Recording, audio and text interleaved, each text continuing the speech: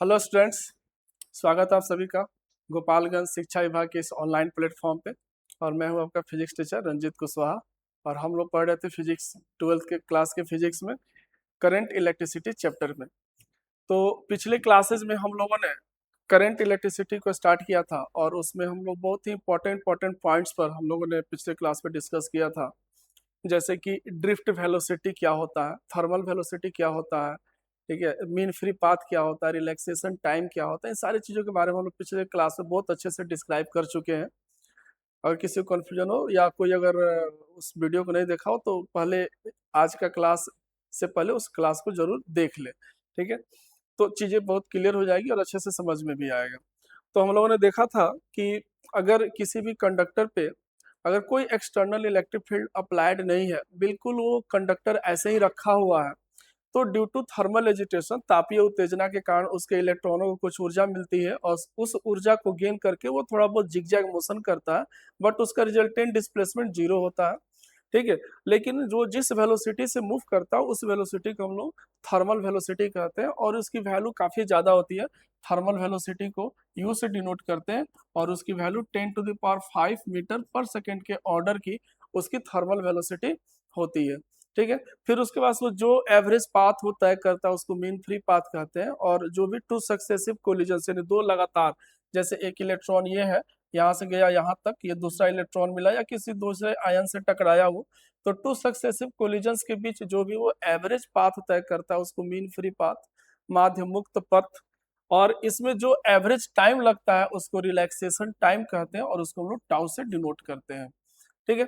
लेकिन फिर वही अगर इस कंडक्टर पे अगर कोई इलेक्ट्रिक फील्ड अप्लाई कर दिया जाए तो इस कंडक्टर के अंदर के जो इलेक्ट्रॉन्स होते हैं वो एक्सटर्नल इलेक्ट्रिक फील्ड के प्रभाव में एक निगेटिव टर्मिनल से पॉजिटिव टर्मिनल की तरफ एक एवरेज वेलोसिटी से मूव करने लगते हैं और उस एवरेज वेलोसिटी को हम लोग ड्रिफ्ट वेलोसिटी कहते हैं।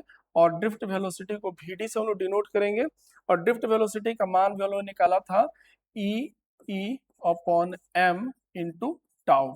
और वेक्टर फॉर्म में लिखेंगे तो इससे माइनस टर्म का यूज करेंगे, लेकिन अगर मैग्नीट्यूड में लिख रहे हैं तो E upon M into tau, जहाँ कैपिटल ई जो है वो अप्लाइड इलेक्ट्रिक फील्ड है और स्मॉल ई जो है वो इलेक्ट्रॉन पे चार्ज है, एम जो है वो इलेक्ट्रॉन का मास है और टाउ जो है वो रिलैक्सेशन टाइम है।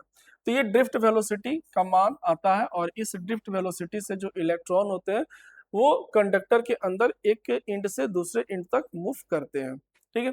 अब इस ड्रिफ्ट वेलोसिटी का जो वैल्यू होता है वो 10⁻⁻⁴ मीटर पर सेकेंड के ऑर्डर का होता है। डेट मीन्स की बहुत ही कम होता है, ठीक है, 0.1 mm कह सकते हैं मीटर पर सेकेंड। लेकिन क्या है कि चूंकि कंडक्टर्स के अंदर इलेक्ट्रॉनों की संख्या इतनी ज्यादा मात्रा में होती है, यानी सामान्यतः एक कंडक्टर्स के अंदर जो इलेक्ट्रॉन की डेंसिटी होती है 10⁻29, ठीक है, इलेक्ट्रॉन्स पर मीटर क्यूब, इस ऑर्डर की उसके अंदर इलेक्ट्रॉनों की संख्या होती है। तो इलेक्ट्रॉनों की संख्या काफी अधिक होने के कारण ये थोड़ा सा भी उसका मूवमेंट जो होता है वो बहुत तेजी से इलेक्ट्रॉन करंट को फ्लो कराता है, ठीक है। तो कारण यही है, स्पीड बहुत कम है लेकिन इलेक्ट्रॉनों की संख्या बहुत अधिक है, इसलिए बहुत तेजी से इलेक्ट्रॉन्स होते हैं वो फ्लो करते हैं, ठीक है। प्रत्येक यूनिट इलेक्ट्रिक फील्ड के कारण जो उसमें ड्रिफ्ट वेलोसिटी बनता है उस ड्रिफ्ट वेलोसिटी को हम लोग मोबिलिटी कहते हैं। यानी ड्रिफ्ट वेलोसिटी में हम इलेक्ट्रिक फील्ड से डिवाइड करें तो per unit electric field drift velocity को मोबिलिटी यानी इलेक्ट्रॉन की गतिशीलता कहते हैं और उसको हम लोग म्यू से डिनोट करेंगे, तो म्यू बराबर vd अपॉन ई, ये चीज भी आता है, ठीक है। हम लोग ये भी जाने थे कि चालक के अंदर जो होते हैं वो सिर्फ एक ही तरह के चार्ज कैरियर्स होते हैं, इलेक्ट्रॉन्स, ठीक है ना। चालक के अंदर एक ही चार्ज कैरियर्स होते हैं, इलेक्ट्रॉन्स, जबकि अर्धचालक के अंदर दो तरह के चार्ज कैरियर्स होते हैं, इलेक्ट्रॉन्स और होल्स, ठीक है। तो जब उस हम सेमीकंडक्टर के बारे में जब पढ़ेंगे तो वहां पर हम इस चीज को डिस्कस करेंगे। हम लोग अभी कंडक्टर्स के बारे में पढ़ रहे हैं तो सिर्फ हम लोग चार्ज कैरियर्स इलेक्ट्रॉन्स पर ही हम लोग अपना फोकस रखेंगे, इलेक्ट्रॉन्स के बारे में ही हम लोग जानेंगे, ठीक है। तो यहाँ तक हम लोग पढ़ चुके थे, ठीक है ना। हम लोग एक और चीज निकाले थे कि करंट और ड्रिफ्ट वेलोसिटी में एक रिलेशन भी हम लोगों ने फाइंड आउट किया था कि करंट और ड्रिफ्ट वेलोसिटी में, यानी किसी कंडक्टर से अगर इलेक्ट्रॉन फ्लो कर रहा है और इलेक्ट्रॉन के फ्लो होने से करंट का कॉन्स्टिट्यूशन होता है, क्योंकि करंट के मूव करने से करंट का निर्माण होता है, सर इलेक्ट्रॉन के मूव करने से करंट का निर्माण होता है। तो करंट कितना बनेगा, तो उस करंट का मान भी हम लोग निकाला था I बराबर NE/AV/d, ठीक है, I बराबर NEAVD, ये इलेक्ट्रिक करंट जो उसमें कॉन्स्टिट्यूट होगा उसका मान होगा। ठीक है, तो यहाँ पर हम लोग ने देखे थे कि यहाँ पर जो इलेक्ट्रिक करंट है वो directly proportional to drift velocity, यानी इलेक्ट्रॉन की ड्रिफ्ट वेलोसिटी जितनी ज्यादा होगी करंट का मान उतना ही अधिक होगा, या ऐसे कहें कि करंट का मान जितना ज्यादा होगा इलेक्ट्रॉनों की ड्रिफ्ट वेलोसिटी उतनी ही अधिक होगी। ठीक है, ये रिलेशन हम लोग पढ़ चुके थे। अब इसी पे हम लोग एक और रिलेशन हम लोग पढ़ेंगे, लेकिन उस रिलेशन को पढ़ने से पहले हम लोग करेंट डेंसिटी को आज हम लोग देखेंगे। करेंट डेंसिटी,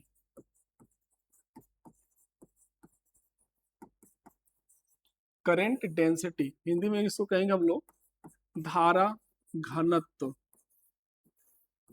धारा घनत्व, करंट डेंसिटी। करंट डेंसिटी का मतलब क्या हुआ, जैसे हम लोग इलेक्ट्रिक करंट को अगर हम लोग डिफाइन करते हैं तो इलेक्ट्रिक करंट को लोग डिफाइन करते हैं तो लिखते हैं I is equal to Q upon T, यानी किसी चालक तार से आवेश के प्रवाह की दर को विद्युत धारा कहते हैं। सिंपल भाषा में किसी चालक तार से आवेश के प्रवाह की दर को विद्युत धारा कहते हैं। बट इसमें क्या, इस डिफिनीशन में हम चालक तार कैसा है उसका कहीं जिक्र नहीं करते कि चालक तार मोटा है कि पतला है, बस हम ये देखते हैं कि चालक तार से आवेश के प्रवाह की दर विद्युत धारा होगी, चाहे वो मोटा हो चाहे पतला हो। लेकिन यही अगर हम कंसीडर करें कि प्रत्येक एकांक क्षेत्रफल से, यानी चालक तार के एकांक क्षेत्रफल से आवेश की प्रवाह को, तो वो हो जाएगा फिर हमारा करंट डेंसिटी, यानी पर यूनिट एरिया अगर हम इसमें इंक्लूड कर दें, ठीक है, तो वो करंट डेंसिटी कहा जाएगा। तो करंट डेंसिटी को हम लोग जे से डिनोट करेंगे, यानी जे बराबर हो जाएगा I अपॉन ए, यानी किसी चालक तार के एकांक क्षेत्रफल से प्रवाहित होने वाली विद्युत धारा को धारा घनत्व कहते हैं। ठीक है, कैसे कहेंगे, किसी चालक तार के प्रति एकांक क्षेत्रफल से प्रवाहित होने वाली विद्युत धारा को धारा घनत्व कहेंगे।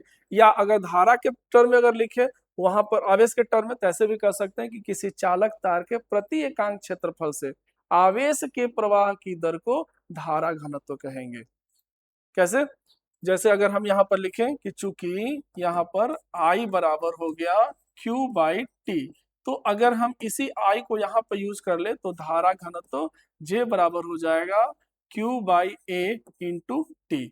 यानी अब अगर हम यहाँ देखें, यदि इफ अगर ये लिखें कि उसका क्रॉस सेक्शनल एरिया 1 यूनिट हो, ठीक है, और टाइम भी 1 यूनिट हो। 1 यूनिट का मतलब है कि यहाँ पर जो भी इकाई हम ले, जैसे कि अगर क्षेत्रफल हम मीटर में ले रहे थे एक वर्ग मीटर, समय सेकंड में ले रहे थे 1 सेकंड, ठीक है, उसके हिसाब से, यानी यूनिट का सिस्टम हमारा सेम रहना। जैसे अगर अगर एसआई सिस्टम का यूज कर रहे हैं तो दोनों यूनिट जो होंगे एसआई सिस्टम में होंगे, अगर सीजीएस सिस्टम का यूज कर रहे हैं तो दोनों जो होंगे वो सीजीएस सिस्टम में होंगे। ये चीज को ध्यान रखना है।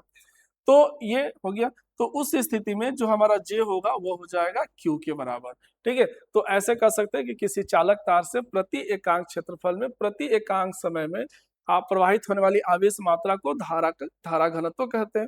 या ऐसे भी कह सकते हैं किसी चालक तार के प्रति एकांक क्षेत्रफल से आवेश के प्रवाह की दर को धारा घनत्व कहते हैं। ठीक है, तो इस तरह से जे बराबर हमारा एक ये रिलेशन आता है, जे बराबर I अपॉन ए, मतलब मेन रिलेशन हमारा यही है।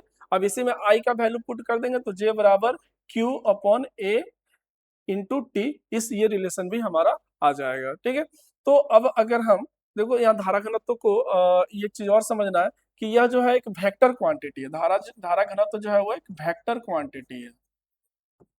ठीक है, धारा घनत्व वेक्टर क्वांटिटी है, सदिश राशि है। अब करंट अदिश राशि है लेकिन धारा घनत्व सदिश हो गई। अब वो कैसे हो गया, तो देखो अगर जैसे मान लो कि ये कंडक्टिंग वायर है, ठीक है, ऐसे कंडक्टिंग वायर है। अब इसका ये जो अनुप्रस्थ काट का क्षेत्रफल जो है ना, हम यहाँ पे ऐसे ले रहे हैं इस प्रकार से।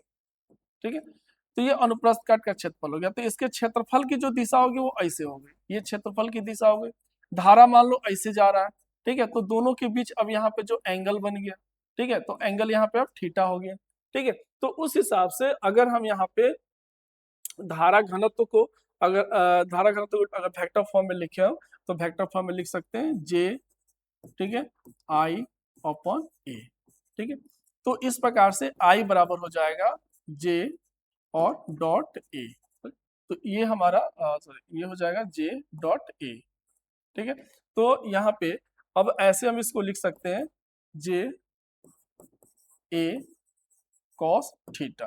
ठीक है, तो इस प्रकार से हमारा जे बराबर आई बराबर हो जाएगा जे ए कॉस थीटा।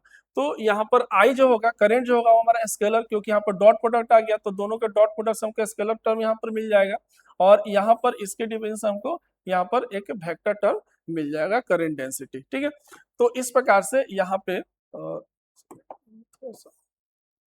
लिखते हैं इस प्रकार से यहाँ पे करंट और यहाँ पे एंगल जो बन गया हमारा ये थीटा। ठीक है ना, तो ये थीटा एंगल, अब चूंकि करंट ऐसे फ्लो कर रहा है लेकिन इसका जो डायरेक्शन है, हमारा जो क्रॉस सेक्शन एरिया का जो डायरेक्शन है वो क्रॉस सेक्शन एरिया का डायरेक्शन इस तरह से है, थीटा एंगल पे है, तो इस प्रकार से यहाँ पर थीटा एंगल के साथ एंगल बनेगा, तो यहाँ पर हमारा करंट ऐसे आ जाएगा।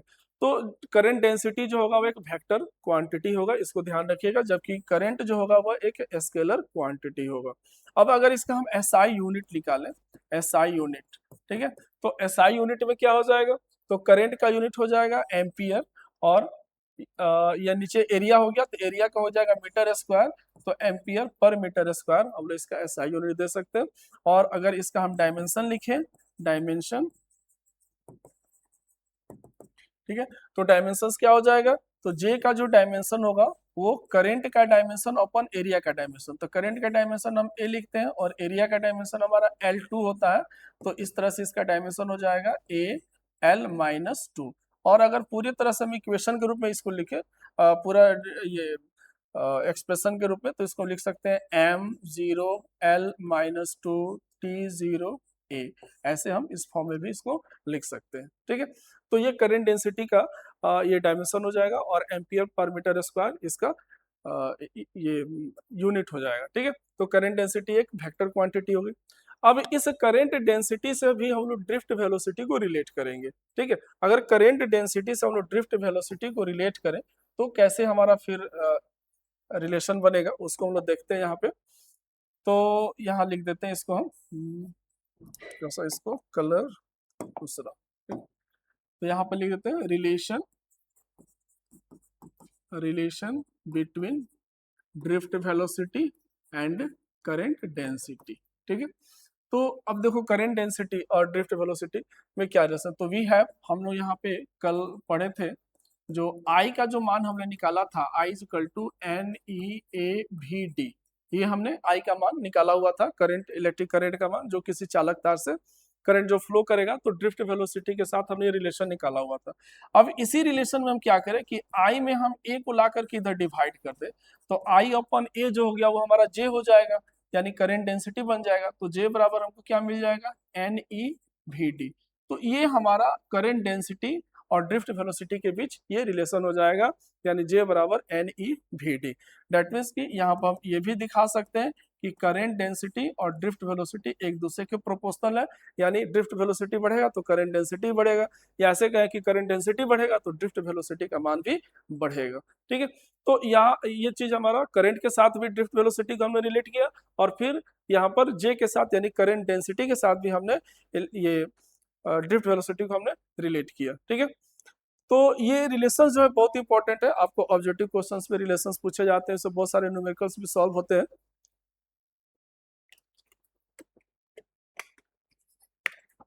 अभी क्या है कि थोड़ा सा आप लोग समय का अभाव है, तो इसलिए हम लोग थोड़ा सा न्यूमेरिकल पार्ट्स को अभी थोड़ा सा रोक करके चल रहे हैं, लेकिन आगे चल करके न्यूमेरिकल आप लोग को फिर इस पर हम कुछ कराएंगे, तो समय कम है, सिलेबस बहुत ज़्यादा है, तो बहुत ज़्यादा उसको यह है कि जैसे जितना जल्दी हो सके उसको पूरा भी करना है। ठीक है, तो इसलिए, तो चलिए नेक्स्ट देखते हैं। तो अब क्या है कि हमारे पास जैसे ड्रिफ्ट वेलोसिटी है, अगर हम देखें यहाँ पे ड्रिफ्ट वेलोसिटी को अगर हम फिर से यहाँ पे लिखें, तो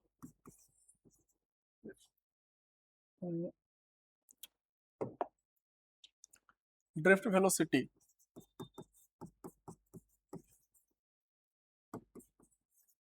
इसको VD, ठीक है, तो ड्रिफ्ट वेलोसिटी VD बराबर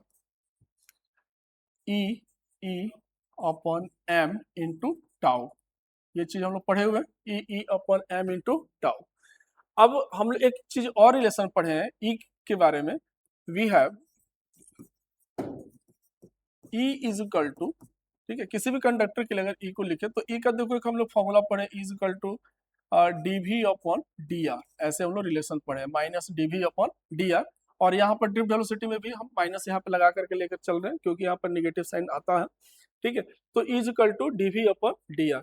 तो इसी को अगर हम थोड़ा सा चेंज करें, अगर हम यहाँ पे जैसे ये हमारे पास एक कंडक्टर हो गया, ऐसे मान लेते हैं ये हमारे पास कंडक्टर हो गया और इस कंडक्टर पे इलेक्ट्रिक फील्ड ई अप्लाइड है, ठीक है, ई इलेक्ट्रिक फील्ड अप्लाइड है और ये उसका क्रॉस सेक्शनल एरिया हो गया, ठीक है।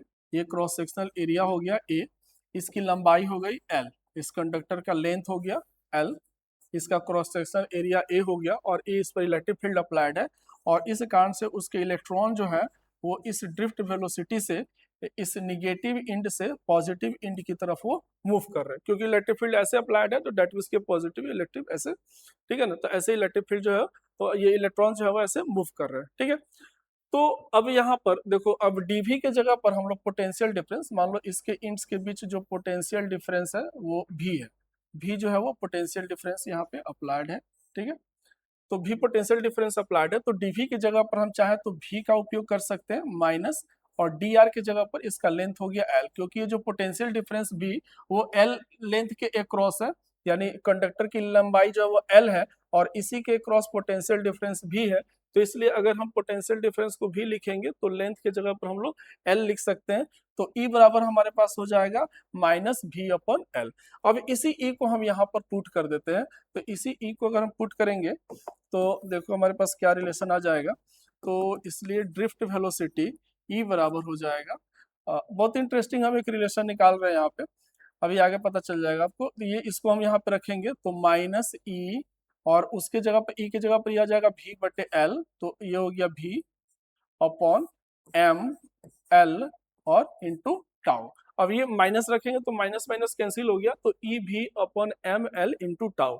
अब यहाँ भी जो है वो पोटेंशियल डिफरेंस है, ये ध्यान रखना, और ड्रिफ्ट वेलोसिटी इसको भी डी लिखे हुए तो ये वेलोसिटी है, ठीक है। तो दोनों भी में कंफ्यूजन नहीं होना चाहिए, ये हमारा कैपिटल भी ये पोटेंशियल डिफरेंस के लिए हो गया, ठीक है ना, और ये हमारा ड्रिफ्ट वेलोसिटी के लिए भी हो गया, ठीक है। तो उसके साथ हम डी यहाँ पर लगाए हुए हैं, तो ये हो गया। अब देखो जब मान लो कि इसमें जो इलेक्ट्रॉन ऐसे फ्लो करेगा निगेटिव टू पॉजिटिव इस कंडक्टर में, तो इलेक्ट्रॉन फ्लो करेगा तो करंट बनाएगा, तो करंट कॉन्स्टिट्यूट होगा, तो इसलिए करंट इन द वायर यानी चालक तार में धारा कितनी हो जाएगी, करंट इन द कंडक्टर,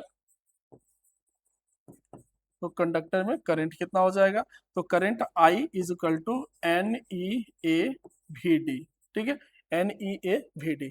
अब इसी में क्या करेंगे हम लोग कि यहाँ पर ये वैल्यू पुट कर लेते हैं, तो ये हो जाएगा एन ई ए और वी डी की जगह पर रख लिए ई भी upon M L into tau, ठीक है।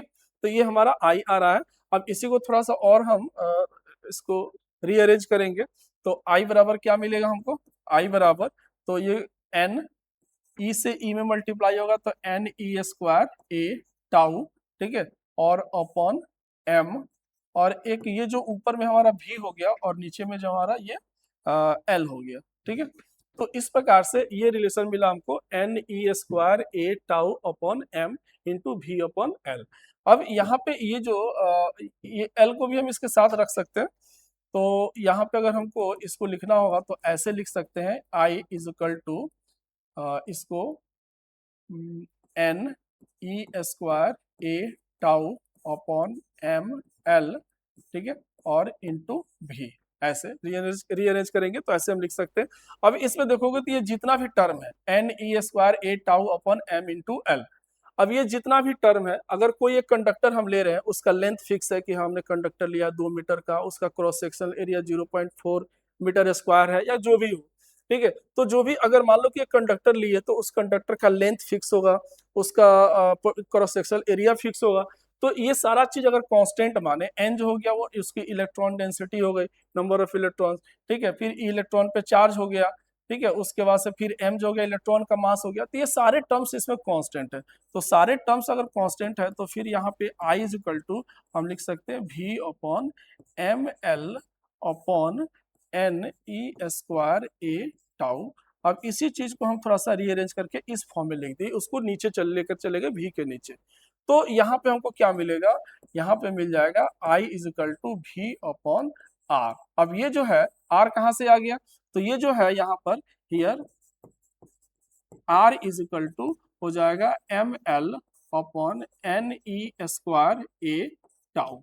अब ये जितना भी है ये सारा जो ये सारा टर्म्स जो है वो सारा टर्म्स कांस्टेंट है, तो इसलिए इस पूरे के लिए हम लोग एक कांस्टेंट r का उपयोग कर लिए, ठीक है।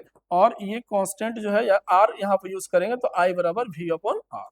तो इससे क्या मिला हमको, ये पूरा चीज हमने क्या ड्राइव किया, यहाँ पे आप ध्यान से देखेंगे तो ये क्या चीज है, ये कहा जाता है ओम्स लॉ। यानी ड्रिफ्ट वेलोसिटी के फॉर्मूला से हम लोग ओम्स लॉ को यहाँ पे डिराइव कर सकते हैं, ठीक है। तो आप यहाँ पे हेडिंग कर लीजिएगा ओम्स लॉ, ठीक है। तो अब यहाँ से देखो, सबसे पहले फिर से एक बार थोड़ा समझ लो क्या किया हमने, ड्रिफ्ट वेलोसिटी का फॉर्मूला रखा, फिर हमारे पास E equal to minus D V upon D R formula, उसी में हमने उसको थोड़ा सा उसको चेंज करके V अपॉन एल कर लिया, फिर इसको पुट कर दिया ड्रिफ्ट वेलोसिटी में, तो E V upon M L into tau आ गया।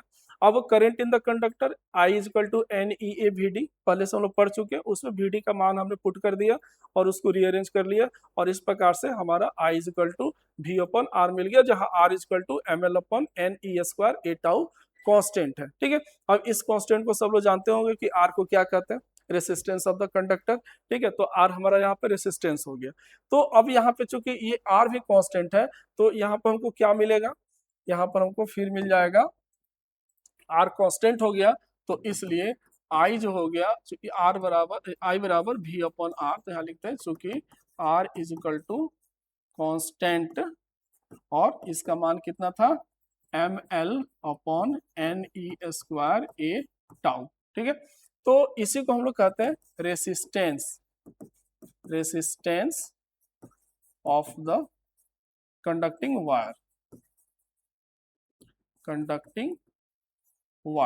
अब यहाँ पे एक चीज ध्यान दीजिएगा, हम resistance of the conducting wire का है, चालक तार का, न कि चालक का, ठीक है ना, कंडक्टर का नहीं लिख कहेंगे हम, ठीक है ना, कंडक्टिंग वायर का, क्योंकि वो अलग अलग वायर का रेसिस्टेंस होगा, अलग अलग होगा, ठीक है। तो इस तरह से, तो I बराबर V अपॉन आर, तो R कांस्टेंट हो गया, तो हम लिख सकते हैं I proportional to V, that is called Ohm's law, ठीक है। इसी को हम लोग ओम्स लॉ कहेंगे।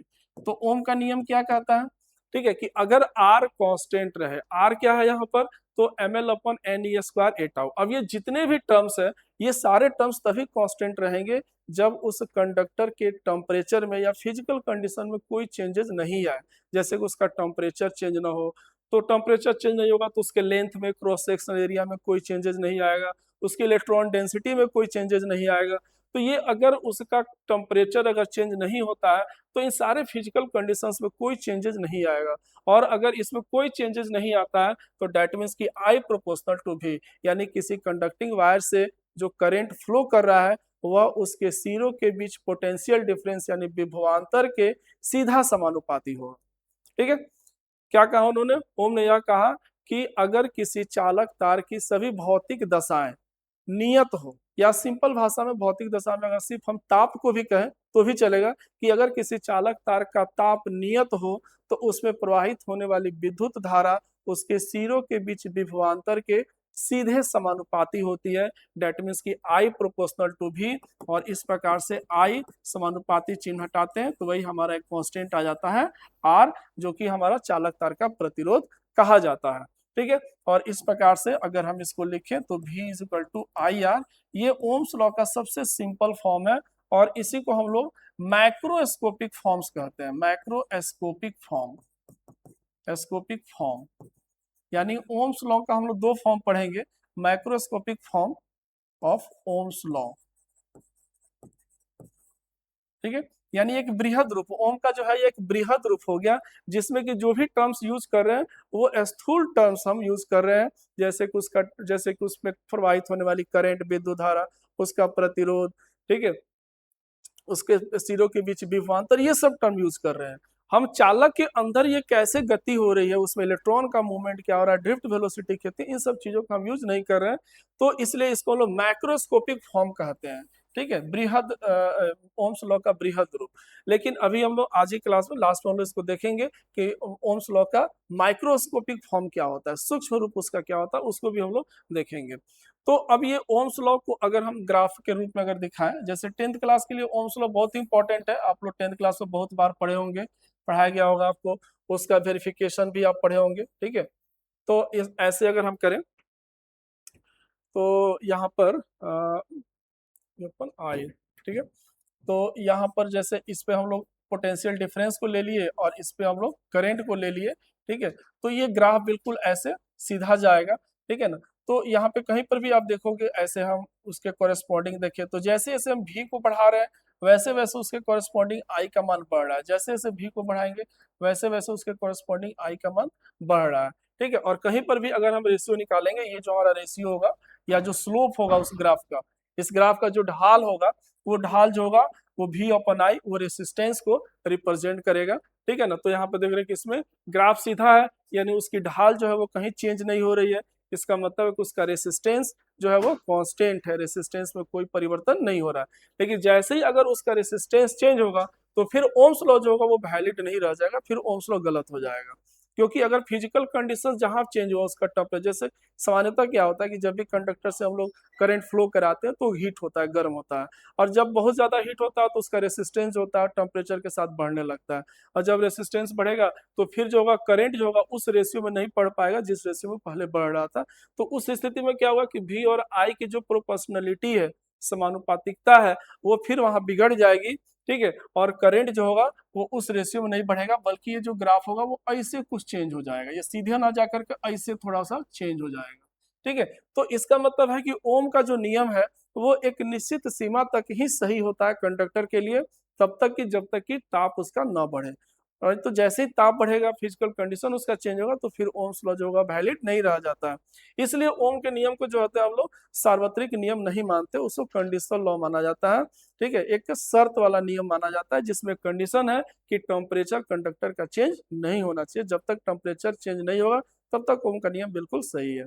तो कंडक्टर में भी एक निश्चित हद तक ओम का नियम लागू होता है, सेमी कंडक्टर में थोड़े समय के लिए लागू होता है लेकिन ज्यादातर कंडीशन में ओम का नियम वहां पर भी वैलिड नहीं होता है, ठीक है। आगे हम लोग देखेंगे कि ओम्स का नियम कहाँ कहाँ वैलिड है कहाँ कहाँ इनवैलिड है, उन सारे चीजों को हम लोग समझेंगे, इसके लिमिटेशन वगैरह को भी हम लोग समझेंगे, ठीक है। अभी चलते हैं, अभी फिर यहाँ पर हमको एक जो टर्म मिला आर इज इक्वल टू, बहुत इंपॉर्टेंट रिलेशन मिला, आर इज इक्वल टू हमको ये ml/ne² ए टाउ, ठीक है। यहाँ पे हमारा आया था, ठीक है, ml/ne² टाउ, ठीक है। इस रिलेशन से हम लोग थोड़ा सा फिर और आगे इसको बढ़ते हैं, और ये चूंकि आर है रेसिस्टेंस है तो थोड़ा सा हम लोग रेसिस्टेंस के बारे में जानते हैं, प्रतिरोध के बारे में जानते हैं। रेसिस्टेंस किसी चालक तार का रेसिस्टेंस, प्रतिरोध,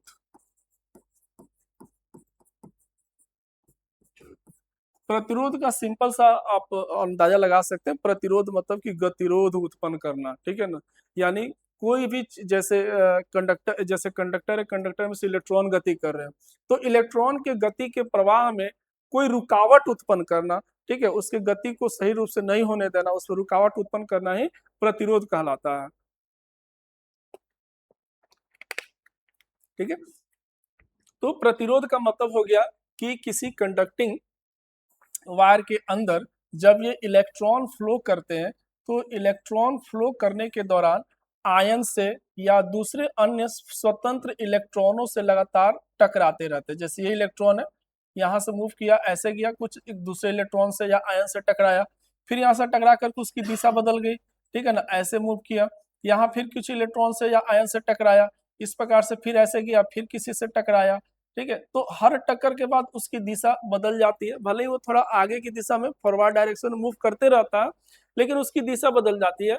तो ये जो टक्कर होता है, ये टक्कर क्या है, उसको स्मूथ फ्लो होने से वो रोकता है। इलेक्ट्रॉन को जो स्मूथ फ्लो होना चाहिए कि एक किनारे से स्टार्ट हुआ सीधा दौड़ के दूसरे किनारे चला जाए, ऐसा नहीं होता है। उसके रास्ते में वो कई लोग उसको लंगड़ी लगाने वाले हैं तो कहीं पे गिरेगा, रुकेगा, टकराएगा, ठीक है। तो ये जो अवरोध उत्पन्न होता है इसी अवरोध को हम लोग प्रतिरोध कहते हैं, ठीक है। और ये जो प्रतिरोध होता है आर, तो सामान्य सी भाषा में इसको हम ऐसे परिभाषित कर सकते हैं कि किसी चालक तार से आवेश के प्रवाह में उत्पन्न होने वाले या चालक द्वारा उत्पन्न किए जाने वाले अवरोध को हम प्रतिरोध कहते हैं, ठीक है। क्या कहेंगे कि किसी चालक तार से आवेश के प्रवाह में या इलेक्ट्रॉनों के प्रवाह में चालक तार द्वारा उत्पन्न किए जाने वाले अवरोध को प्रतिरोध कहते हैं, ठीक है। तो ये जो अवरोध हुआ आर, इसको आर से हम डिनोट करेंगे, तो आर बराबर, अभी हम लोग देखो आर बराबर हम लोग ने एक फॉर्मूला निकाला था, M L upon N E square A tau, ये रिलेशन हमने निकाला था। अब इस रिलेशन में थोड़ा सा फिर हम इसको रीअरेंज करते हैं, तो हम यहाँ पर देखेंगे एक यहाँ पे m upon N E square tau, और फिर यहाँ बच जाएगा l अपॉन ए। अब इसमें भी देखो दो तरह के, अब जैसे इसको पूरे को हम लोगों ने कांस्टेंट माना था, अब इसमें भी थोड़ा सा अलग अलग हम छांटते हैं। ये जो कांस्टेंट है m upon N E square tau, ये बिल्कुल परमानेंट कांस्टेंट है। परमानेंट कांस्टेंट का मतलब कि जैसे कि अगर मान लो कि अलग अलग चालक, जैसे एक ही कंडक्टर लिए, जैसे एक मान लो कि हम कॉपर का वायर लिए, तो कॉपर के वायर का अगर हम तीन अलग अलग कॉपर वायर लेते हैं, एक छोटा लिए, एक उससे बड़ा लिए, एक उससे भी बड़ा लिए, ठीक है, तो इन तीनों वायर में देखोगे तो लेंथ, क्रॉस सेक्शनल एरिया सबकी अलग अलग हो सकती है, ठीक है। किसी का लेंथ छोटा है, किसी का लेंथ बड़ा है, किसी का क्रॉस सेक्शनल एरिया पतला है, किसी का मोटा है, ठीक है ना। तो इस प्रकार से इसका लेंथ और क्रॉस सेक्शनल एरिया, यानी इसकी क्रॉस सेक्शनल एरिया का मतलब सीधा समझ लो उसकी मोटाई, ठीक है, ये सामान्य भाषा में। तो अगर मान लो कि किसी का लंबाई मोटाई जो है वो ऐसे कम या अधिक है, ठीक है, तो इस तरह से एल और ए वेरिएबल हो जाएंगे। लेकिन अगर वो कॉपर के ही तीनों वार है, तो तीनों वार के लिए एम का मान सेम होगा। एम मतलब कि मास ऑफ इलेक्ट्रॉन, ठीक है, ई मतलब चार्ज ऑन इलेक्ट्रॉन, इलेक्ट्रॉन का आवेश, एन यानी इलेक्ट्रॉन की डेंसिटी। तो अगर सब कॉपर के हैं तो इलेक्ट्रॉन की डेंसिटी सबके लिए सेम होगी। टाउ रिलैक्सेशन टाइम, ये भी सबके लिए सेम होगा। तो ये जो टर्म हो गए तीन चार टर्म, ये सबके लिए कांस्टेंट है, बस एल और ए जो है वो अलग अलग वार के लिए ये चेंज हो जाएगा, ठीक है। तो इस प्रकार से इसको अलग अलग हम करें तो ये एक परमानेंट हमको यहाँ पे कांस्टेंट मिलेगा। इस कांस्टेंट को हम लोग रो से डिनोट करेंगे, तो आर बराबर हमको मिल जाएगा रो इंटू एल अपॉन ए। तो ये हमको आर बराबर ये फॉर्मूला यहाँ पर हमको मिलेगा। अब इस फॉर्मूला के हिसाब से रो क्या हो गया, रो एक कांस्टेंट हो गया, और कांस्टेंट का मान हो गया m upon N E square tau, और इसको हम लोग कहेंगे चालक तार की प्रतिरोधकता, चालक तार की प्रतिरोधकता, ठीक है, चालक तार की प्रतिरोधकता, इसको रेसिस्टिविटी इंग्लिश में कहेंगे। और इसका एक और नाम है रेसिस्टिविटी, स्पेसिफिक रेसिस्टेंस, यानी इसको विशिष्ट प्रतिरोध भी हम लोग कहते हैं। तो रो बराबर हमको यहाँ पर एक फॉर्मूला, रो का मान आ जाएगा m upon N E square tau. तो खैर अभी रो के बारे में हम लोग आगे क्लास आगे मतलब डिस्कस करेंगे। अभी हमारा टॉपिक है आर का, ठीक है, प्रतिरोध का। तो प्रतिरोध का ये जो फॉर्मूला आया रो इंटू एल अपॉन ए, तो इस फॉर्मूले के अनुसार इस चालक तार का अगर हम चालक तार का अगर हम प्रतिरोध को देखें, तो ये जो प्रतिरोध है वो कई चीजों पर डिपेंड करेगा। सबसे पहला उसकी लेंथ पर, आर प्रोपोर्शनल टू एल, उसके लेंथ पर डिपेंड करेगा, यानी लंबाई जितनी ज्यादा होगी प्रतिरोध का मान उतना ही ज्यादा होगा। जैसे कि अगर इसी में देख ले हम, अगर इसी में देखें तो इसमें सबसे ज्यादा, जैसे इस तार का नाम दे दे ए, इसका बी और इसका सी, तो सी का लंबाई सबसे ज्यादा है, तो इन तीनों तार में सी का प्रतिरोध सबसे अधिक होगा। भले तीनों एक ही मेटेरियल के बने हुए, लेकिन प्रतिरोध सी का मान सबसे ज्यादा होगा, ठीक है। तो लंबाई बढ़ने से प्रतिरोध बढ़ता है, ठीक है। फिर उसके बाद से देखो R proportional to 1/a, cross sectional area का इनवर्सली प्रोपोर्शनल, यानी उसकी मोटाई का सीधे व्युत क्रमानुपाती होगा। यानी जिस तार की मोटाई कम होगी उसका प्रतिरोध अधिक होगा, और जिस तार की मोटाई ज्यादा होगी उसका प्रतिरोध कम होगा। यानी हम ये कह सकते हैं कि पतले तार की तुलना में मोटे तार का प्रतिरोध जो होता है बहुत ही कम होता है। इसीलिए देखोगे कि जो भी बिजली पोल से होकर के जाती है, ठीक है, वो काफी मोटे तारों का यूज किया जाता है उसमें, क्योंकि मोटा तार रहेगा तो प्रतिरोध उसका कम होगा, तो उसमें बिजली का यानी एनर्जी का नुकसान जो होगा बहुत ही कम होगा, और बहुत कम एनर्जी नुकसान से उसको दूर तक उसको पहुंचाया जा सकता है। इसलिए मोटे तार का उपयोग वहां पर हम लोग करते हैं, या जहां पर भी एनर्जी लॉस को कम करना होता है तो प्रतिरोध को कम करने की जरूरत होती है, तो मोटे तार का उपयोग करके प्रतिरोध को हम लोग कम करते हैं, ठीक है। तो आर इनवर्सली प्रोपोर्शनल टू ए। और तीसरा आर प्रोपोर्शनल टू रो। रो क्या है, चालक तार की प्रतिरोधकता है, या ऐसे कहें कि वो एक चालक तार का गुण है, उस पर भी डिपेंड करेगा। जैसे मान लेते हैं कि सभी हम तांबे का तार लिए हुए हैं, अब मान लो कि अब ए जो है वो लोहा का बना हुआ है, ये जो है वो कॉपर का बना हुआ है, सी जो है वो ये सिल्वर का बना हुआ है, ठीक है ना। तो इस प्रकार से अलग अलग अब ये मटेरियल के बने हुए हैं। तो अब किसी का जिसकी प्रतिरोधकता इसमें कम होगी उसका प्रतिरोध कम होगा, जिसकी प्रतिरोधकता ज्यादा होगी उसका प्रतिरोध ज्यादा होगा। तो वो उस चालक पदार्थ की प्रकृति पर निर्भर करता है, ठीक है। तो अलग अलग पदार्थ की अलग, जैसे मान लो कि चालक में देखो अलग अलग सभी चालक है, लेकिन क्या है कि सबकी चालकता अलग अलग होती है। जैसे चांदी सर्वश्रेष्ठ चालक में माना जाता है, ठीक है ना। तो क्या है कि उसका गुण जो होगा वो ज्यादा बढ़िया चालन करने का, ठीक है। तो उसका प्रतिरोध जो होगा यानी प्रतिरोध करने का गुण यानी उसका प्रतिरोधकता जो होगा वो कम हो जाएगा। कॉपर का उसकी तुलना में थोड़ा ज्यादा होगा, लोहा का और भी ज्यादा होगा, ठीक है। तो इस प्रकार से प्रतिरोध जो होगा वो रो पर यानी चालक पदार्थ की प्रकृति पर, यानी रो का मतलब हो गया चालक पदार्थ की प्रकृति, तो चालक पदार्थ की प्रकृति पर भी निर्भर करेगा, ठीक है। और फिर एक और चीज इसमें आ जाएगा कि प्रतिरोध जो होगा वो ताप पर भी निर्भर करेगा। ताप बढ़ेगा तो प्रतिरोध का मान भी बढ़ेगा। तो टेम्परेचर पर भी प्रतिरोध निर्भर करेगा। अब टेम्परेचर पर कैसे निर्भर करेगा इसको हम लोग आगे टॉपिक्स में देखेंगे कि तार का ये प्रतिरोध जो है वो ताप पर कैसे निर्भर करता है और चालक पदार्थ की प्रकृति पर यानी रो पर कैसे निर्भर करता है। इन दोनों चीजों को हम लोग आगे टॉपिक्स में पढ़ेंगे, ठीक है। तो यहाँ से हमारा जो प्रतिरोध आया उस प्रतिरोध का ये फॉर्मूला आया और उसके आधार पर हम लोग प्रतिरोध को यहाँ पर ऐसे इसमें हम लोग निर्भरता देखते हैं, ठीक है। अब फिर देखो प्रतिरोध को अगर ओम्स लॉ के आधार पर हम देखें, रेसिस्टेंस हमारा अभी टॉपिक वही रहेगा, प्रतिरोध पर ही अभी हम लोग डिस्कस कर रहे हैं। तो प्रतिरोध को इसका यूनिट और ये डायमेंशन हम लोग याद करेंगे। तो अगर हम according to Ohm's law, according to Ohm's law, Ohm's law के अनुसार देखें तो ओम्स लॉ का हो जाएगा V is equal to I R. तो यहां से अगर हम R का मान निकालें तो R is equal to V upon I, हमको ये फॉर्मूला मिलेगा, यानी प्रतिरोध बराबर विभव अपन ये करंट, इलेक्ट्रिक करंट, ठीक है। तो अब यहाँ से देखो, यहाँ से हम लोग प्रतिरोध जैसे हम लोग डिफाइन करते हैं कि किसी चालक तार से आवेश के प्रवाह में चालक द्वारा उत्पन्न किए जाने वाले गतिरोध को या उत्पन्न किया जाने वाले अवरोध को हम लोग प्रतिरोध कहते हैं, ठीक है। तो यहाँ से R बराबर उसका भी आई ऐसे फॉर्मूला मिल जाएगा। और अगर हम उसका SI यूनिट निकालें तो SI यूनिट बराबर क्या हो जाएगा, तो विभवांतर को वोल्ट में और करंट को एम्पियर में, तो वोल्ट पर एम्पियर और वोल्ट पर एम्पियर को हम लोग ओम कहते हैं। ओम के सम्मान में इसका मात्रक प्रतिरोध जो है वो उसका मात्रक ओम रख दिया गया, क्योंकि प्रतिरोध के बारे में जो है वो ओम के नियम से ही हमको पता चलता है, ठीक है। तो इसलिए उनके सम्मान में जो है ओम रख दिया गया प्रतिरोध का मात्रक। तो अगर हम यहाँ देखें तो 1 ओम बराबर हो जाएगा 1 वोल्ट पर एम्पियर, 1 वोल्ट पर एम्पियर। अब इसको कैसे डिफाइन करेंगे कि 1 ओम प्रतिरोध कितने प्रतिरोध को हम कहेंगे, तो इसको कैसे डिफाइन करेंगे। तो यदि किसी चालक तार के सिरों पर 1 वोल्ट विभवांतर होने से, जैसे ये मान लो चालक तार हो गया और इसके सिरों के बीच यानी ये सिरा हो गया जैसे ए और ये बी, ठीक है।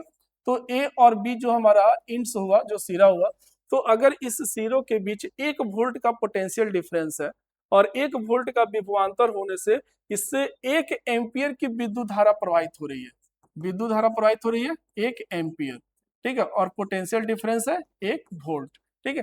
तो 1 वोल्ट का अगर विभवांतर होने से उससे 1 एम्पियर की विद्युत धारा प्रवाहित हो रही है तो कहेंगे कि उस चालक तार का प्रतिरोध 1 ओम है, ठीक है। फिर से अगर किसी चालक तार के सिरों के बीच 1 वोल्ट का विभवांतर होने से उससे 1 एम्पियर की विद्युत धारा प्रवाहित हो रही हो तो उस चालक तार का प्रतिरोध 1 ओम कहा जाएगा, ठीक है। तो 1 ओम प्रतिरोध जो है बहुत ही छोटा है, इसलिए इसके अदर बड़े बड़े यूनिट्स भी हम लोग उपयोग में लाते हैं, जैसे कि एक यहाँ पर हम लोग लिख सकते हैं किलो ओम, 1 किलो ओम, के ओम लिखेंगे तो इसका मतलब हुआ 10⁻³ ओम, 1000 ओम हो जाएगा, ठीक है। 1 मेगा ओम, ठीक है ना, एम, तो यहाँ पर 10⁻6 ओम हो जाएगा। तो इस प्रकार से अलग अलग इसके बड़े बड़े यूनिट्स भी उपयोग में लाए जाते हैं।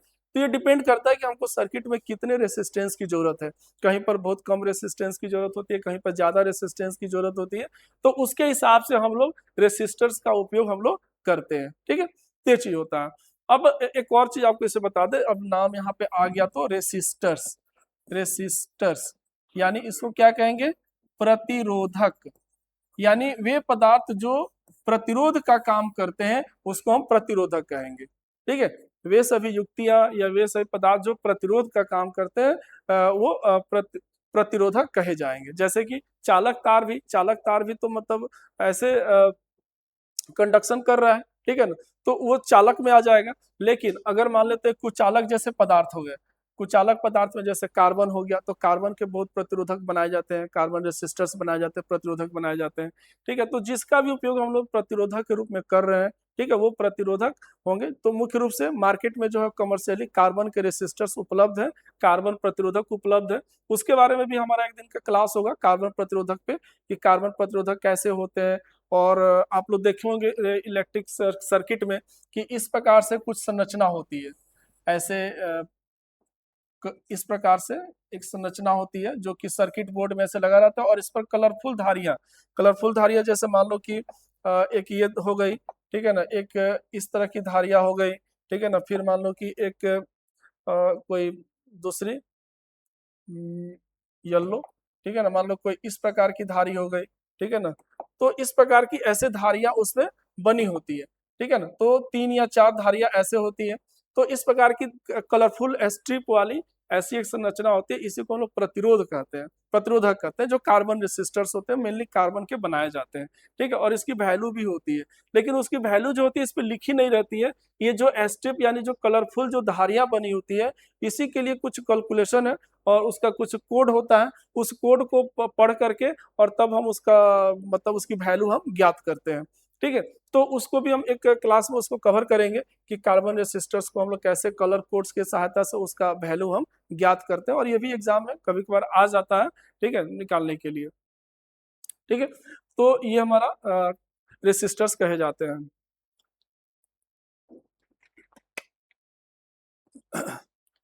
चलिए अब आगे बढ़ते हैं हम लोग।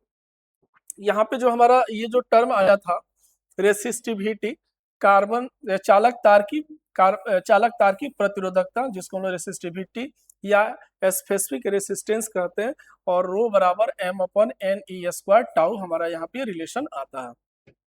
तो इसके बारे में थोड़ा सा हम लोग जान लेते हैं। यहाँ पर हम लोगों ने रेसिस्टेंस का हम लोगों ने ये साई यूनिट निकाल लिया। हाँ, इसका ये भी हम लोग निकाल लेते हैं, डायमेंशंस भी हम लोग इसका देख लेते हैं, रेसिस्टर्स का डायमेंशंस क्या होगा। तो रेसिस्टर्स का जो डायमेंशन होगा यहाँ पर, डायमेंशन ऑफ यहाँ पे आर, ठीक है। तो आर का डायमेंशन के लिए फॉर्मूला क्या है, V/I। तो सबसे पहले हमको V का डायमेंशन लिखना पड़ेगा और फिर I का डायमेंशन। तो I का डायमेंशन A होता है, ठीक है। अब रह गया V का डायमेंशन, तो V बराबर V का डायमेंशन हम लोग निकाल लेते हैं। V हमारा पोटेंशियल डिफरेंस है, पोटेंशियल डिफरेंस बराबर होता है वर्क अपॉन चार्ज। तो वर्क अपॉन चार्ज का डायमेंशन रखेंगे, तो वर्क का डायमेंशन हो गया mL/2T-2 और चार्ज का डायमेंशन हो गया AT। तो यहाँ पर इसकी वैल्यू को हम लोग पुट कर लेंगे, तो ये हो जाएगा हमको mL/2T-2 और ये एक ऊपर जाएगा तो T-3 हो जाएगा, और फिर A ऊपर जाएगा तो A-1 हो जाएगा, और नीचे में हमारा एक है डायमेंशन A। तो ये फिर A ऊपर जाएगा तो ये डायमेंशन हो जाएगा mL/2T-3 A-2। तो ये रेसिस्टेंस का डायमेंशन हो जाएगा। तो रेसिस्टेंस का भी डायमेंशन एग्जाम में पूछा जाता है, ठीक है। तो इसको आप अच्छे से नोट्स में सब लोग लिखते जाएंगे। और ये चूंकि ये सब मैथमेटिकल टाइप है, ठीक है ना, तो इसको बस जैसे हम लिखा रहे हैं बस वैसे वैसे आप उस चीज को नोट करते जाइए, से आपका काम चल जाएगा। चलिए अब आगे बढ़ते हैं हम लोग। नेक्स्ट हम लोग पढ़ेंगे रेसिस्टिविटी, ठीक है, रेसिस्टिविटी।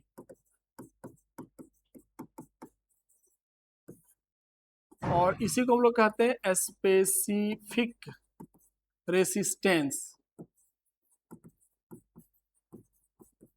यानी विशिष्ट प्रतिरोध, यानी हिंदी में कहेंगे इसको प्रतिरोधकता, प्रतिरोधकता या इसको कहेंगे विशिष्ट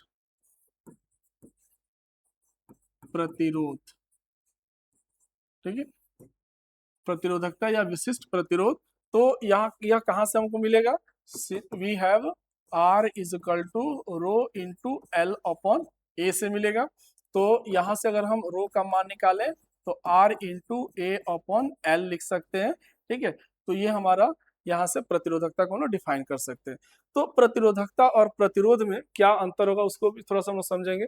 सबसे पहले प्रतिरोध क्या है, प्रतिरोधकता क्या है। तो प्रतिरोधकता जो है वो किसी चालक पदार्थ का गुण होता है, ठीक है। और प्रतिरोध जो होता है वो किसी चालक तार का गुण हो गया। दोनों में थोड़ा सा अंतर हो गया, चालक पदार्थ और चालक। चालक पदार्थ कहने से का मतलब क्या है कि जैसे अगर चालक पदार्थ जैसे कॉपर का हो सकता है, एल्यूमिनियम का हो सकता है, तो कॉपर जैसे चालक पदार्थ बदलेगा तो उसकी प्रतिरोधकता बदल जाएगी। लेकिन अगर चालक तार बदला, यानी जैसे कॉपर कहीं एक वायर था फिर उसको हटा करके कॉपर कहीं दूसरा वायर ले लिए, तो उसकी प्रतिरोधकता में कोई अंतर नहीं आएगा, उसका प्रतिरोध बदल जाएगा। उसकी लंबाई और क्षेत्रफल या उसकी मोटाई चेंज होने से उसका प्रतिरोध बदल जाएगा, बट उसकी प्रतिरोधकता वही रहेगी, यानी उसका पदार्थ का वो जो गुण होगा वो वही रहेगा।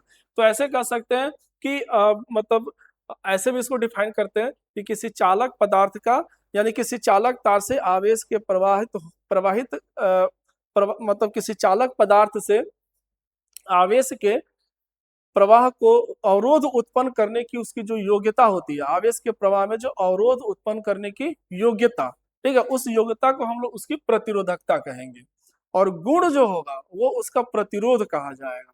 क्योंकि गुण है नेचर, वो मतलब उसका मतलब उसका ये गुण हो गया, प्रॉपर्टी हो गई कि जैसे ही चालक तार से आवेश का प्रभाव होगा, इलेक्ट्रॉन का प्रभाव होगा, तो उसमें अवरोध उत्पन्न करेगा ही करेगा, ठीक है। लेकिन एक हो गई उसकी योग्यता, योग्यता की मतलब उसको योग्यता कि कितनी ज्यादा वो अवरोध उत्पन्न कर सकता है और कितना कम उत्पन्न कर सकता है, वो उसकी योग्यता पे डिपेंड करेगा, एबिलिटी पे। तो एबिलिटी अगर अधिक है अवरोध उत्पन्न करने की तो ज्यादा अवरोध उत्पन्न करेगा, तो उसकी प्रतिरोध ज्यादा हो जाएगा। और अगर उसकी एबिलिटी कम है अवरोध उत्पन्न करने की तो उसकी प्रतिरोधकता कम होगी, यानी प्रतिरोध करने का गुण उसमें कम पाया जाएगा। तो गुण जो होगा उसकी योग्यता पर डिपेंड, उस पदार्थ की योग्यता पर डिपेंड करेगा, ठीक है। तो अब योग्यता उसकी ज्यादा है तो गुण भी उसमें ज्यादा होगा, और योग्यता उसकी कम है अवरोध उत्पन्न करने की तो उसमें अवरोध उत्पन्न करने का गुण भी कम पाया जाएगा, ठीक है। तो दोनों को हम लोग ऐसे गुण और योग्यता पर आप उसको समझ सकते हैं। यानी प्रतिरोध जो है वो गुण हो गया और प्रतिरोधकता जो है उसकी योग्यता हो गई, ठीक है, उस पदार्थ की योग्यता हो गई। तो योग्यता हमेशा उसकी पदार्थ की होगी, पदार्थ बदलेगा तो उसकी योग्यता भी बदल जाएगी। लेकिन अगर पदार्थ नहीं बदलेगा तो योग्यता वही रहेगी, भले उसका प्रतिरोध उसकी लंबाई और मोटाई बढ़ने के कारण बदल जाएगा, ठीक है। लेकिन प्रतिरोधकता यानी अवरोध उत्पन्न करने की उसकी योग्यता जो है वो हमेशा वही बनी रहेगी, ठीक है। तो इस तरह से अब यहाँ पर देखो, यहाँ पर अगर हम इसका एसआई यूनिट अगर निकालें तो एसआई यूनिट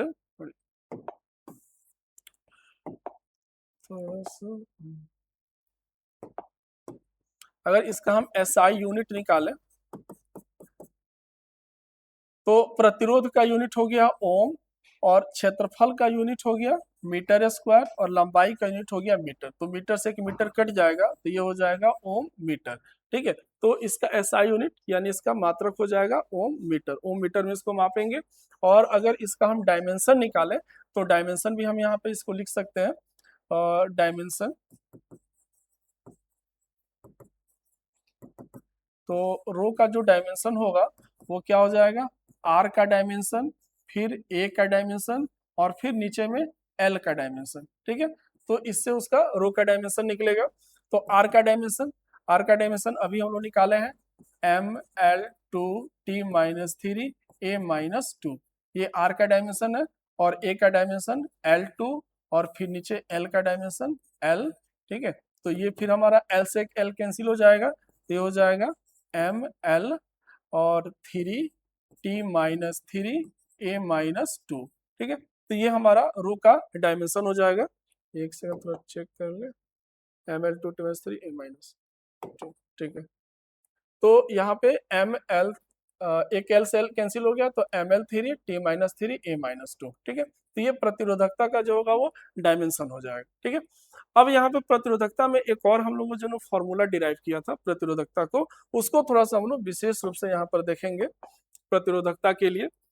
तो वी हैव रेसिस्टिविटी, यहाँ पे फिर से लिख देते हैं रेसिस्टिविटी प्रतिरोधकता। तो we have rho is equal to M/N/E² tau, ठीक है। ये चीज हमारा आया था अभी एक रिलेशन में हम लोग जो निकाले थे आर, यहाँ से इसका बताया था कहाँ से आ रहा है ये चीज हमारा। यहाँ पे R equal to M upon N E square tau, ठीक है। तो यहाँ से हम इस चीज को ले रहे हैं, तो R rho equal to M upon N E square tau. अब यहाँ पे क्या है, थोड़ा सा इसके बारे में लिख देते हैं। M is equal to, M क्या है, मास ऑफ इलेक्ट्रॉन्स, जो भी इलेक्ट्रॉन है, ठीक है। तो प्रत्येक इलेक्ट्रॉन का एक द्रव्यमान हो गया। ई क्या है, charge on electron, charge on each electron, यानी प्रत्येक इलेक्ट्रॉन पर आवेश, ठीक है।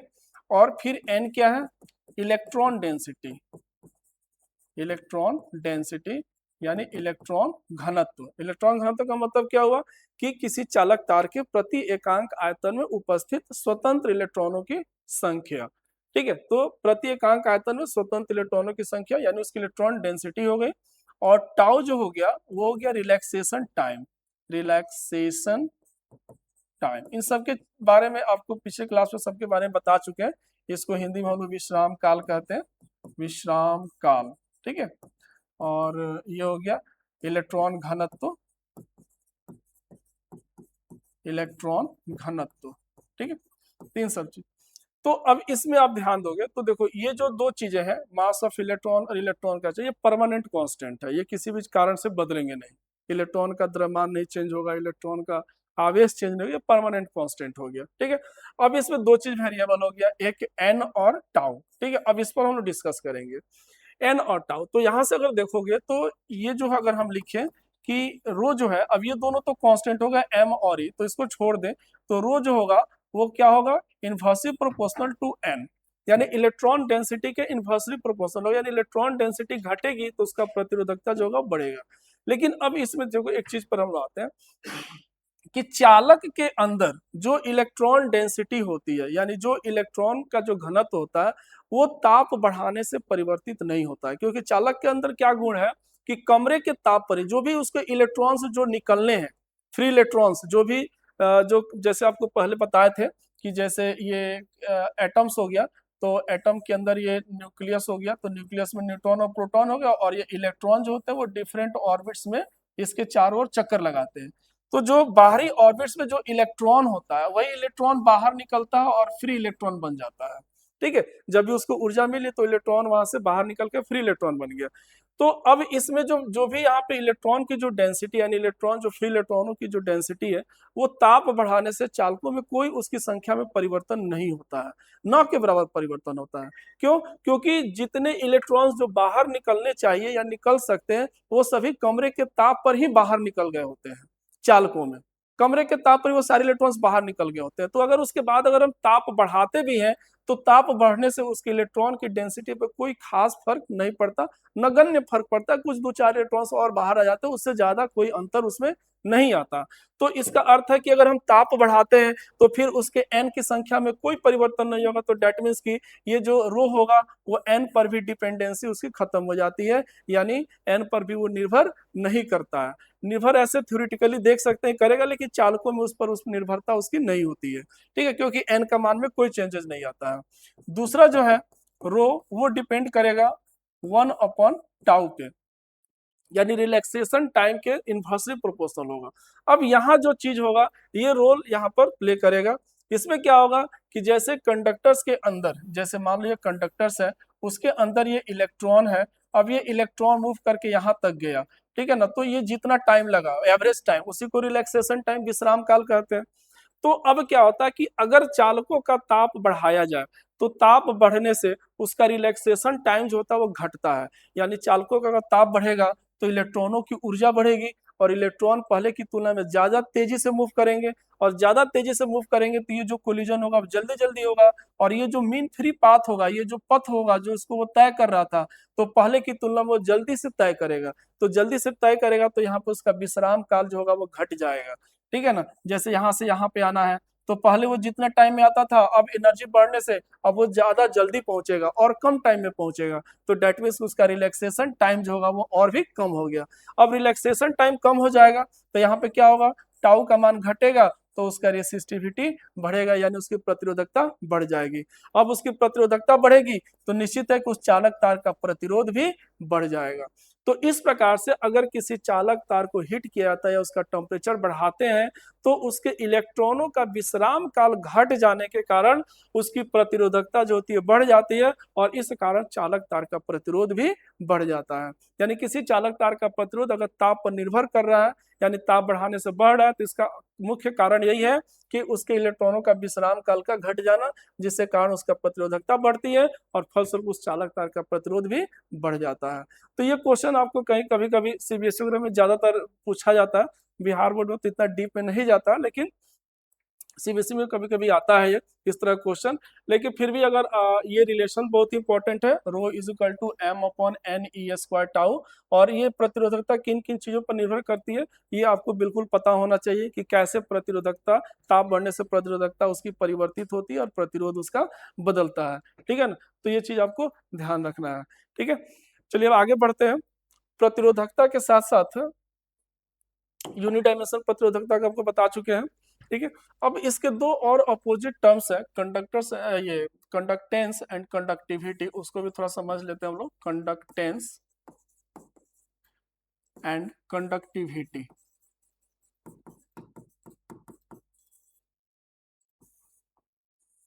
ठीक है, तो इसको हम लोग कहेंगे चालन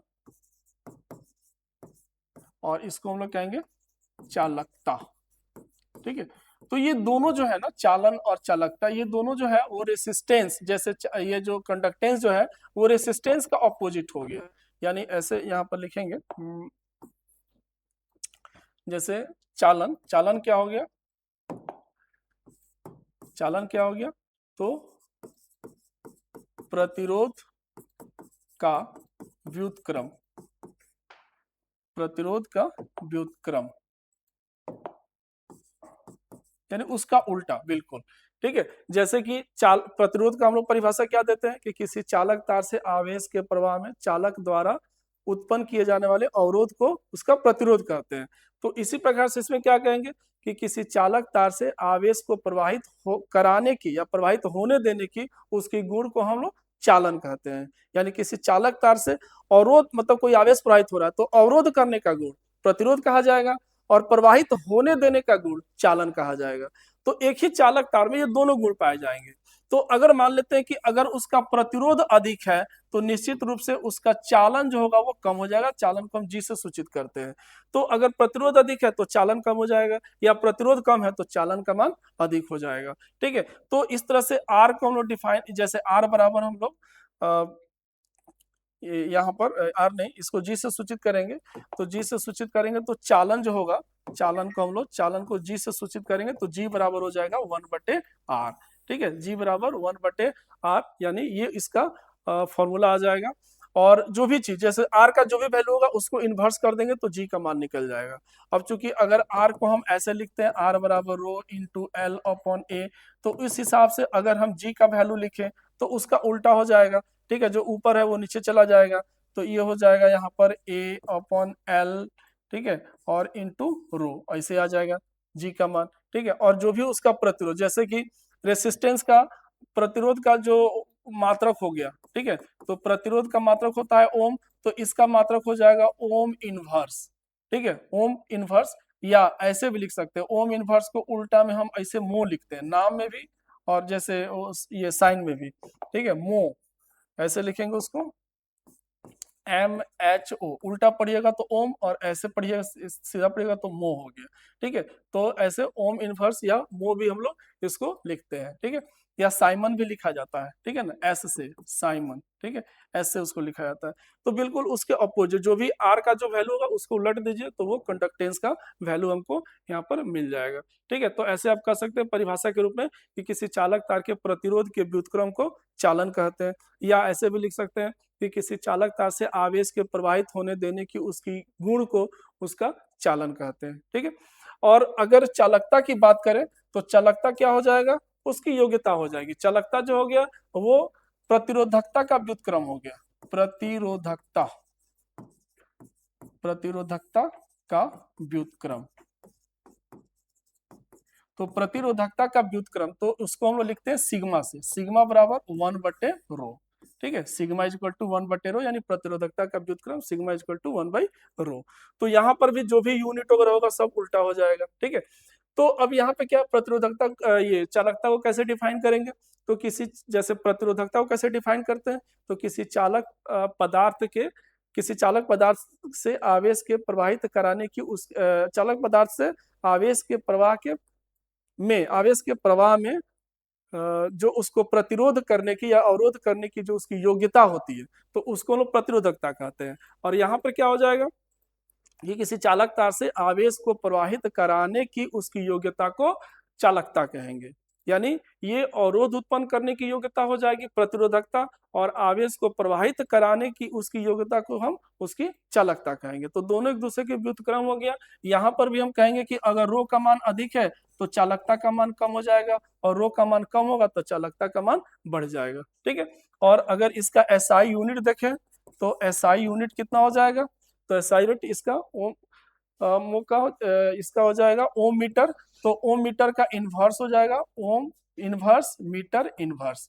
तो ओम इन्वर्स मीटर इन्वर्स को हम लोग यहाँ पर मो प्रति मीटर भी कहेंगे, या इसको साइमन प्रति मीटर भी कह सकते हैं। ठीक है, और डायमेंशन जो है, डायमेंशन भी इसका अपोजिट हो जाएगा। जो रो का डायमेंशन होगा उसका उलट देंगे तो आपका सिग्मा यानी चालकता का डायमेंशन निकल जाएगा। तो वो छोटे छोटे टर्म्स है, बस आपको याद रखना है कि दोनों एक दूसरे के व्युत्क्रम होते हैं। ठीक है, तो ये चीज रह जाएगा।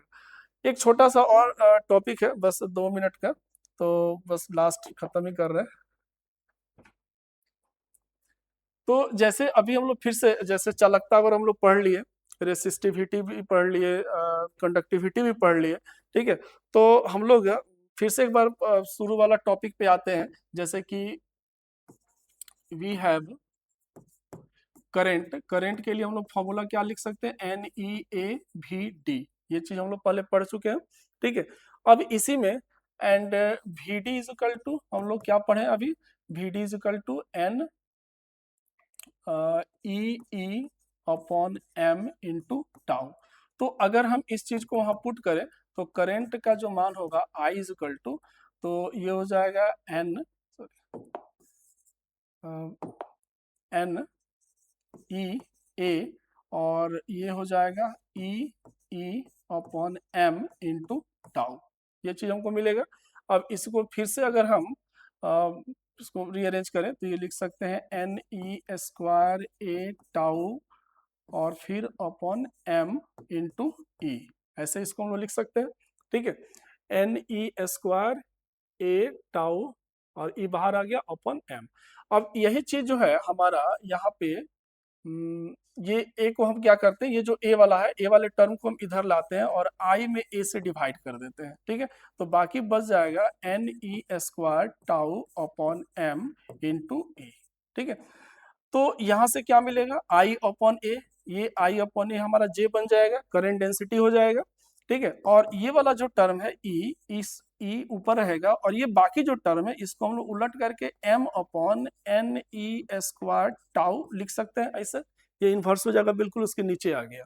अब ये पूरा टर्म को अभी हम लोग पढ़े हैं। ठीक है ना, ये पूरा टर्म अभी हम लोग क्या पढ़े? हियर लिख सकते हैं, here M upon NE² tau, इसके बारे में अभी हम लोग कुछ पढ़े हैं।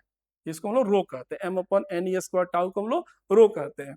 तो अगर हम यहाँ पे इसको यूज करें तो J बराबर हो जाएगा E अपॉन रो। ठीक है, अब ये जो रिलेशन आया इसमें देखो 1/ρ को हम लोग कंडक्टिविटी, ये सिग्मा कह सकते हैं, कंडक्टिविटी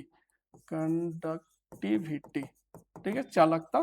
ठीक है, तो अगर हम इसको यहाँ लिखें तो J बराबर हो जाएगा सिग्मा इंटू ई।